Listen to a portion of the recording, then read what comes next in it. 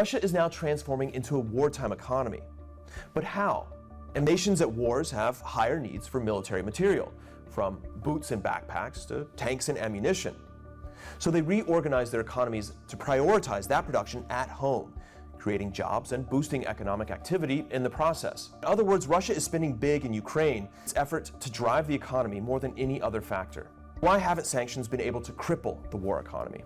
The Western cap on oil revenue did hit Moscow hard at first. Moscow has since put together its own so-called shadow fleet of tanker ships, many of which had actually been headed to the scrap heap. They didn't fall under the letters of the new sanction, and it stepped up sales of oil to countries that hadn't imposed sanctions, primarily India and China. To keep its own factories going in this wartime economy, Moscow still had to get past Western export bans. Independent researchers have detailed the trade flows through China and Turkey in particular. And that's because for Russia's own war-driven production lines to continue, the production lines that are pushing up overall economic activity in the country, it has to have components that are otherwise off limits, which is why getting around sanctions has become so central to this economy.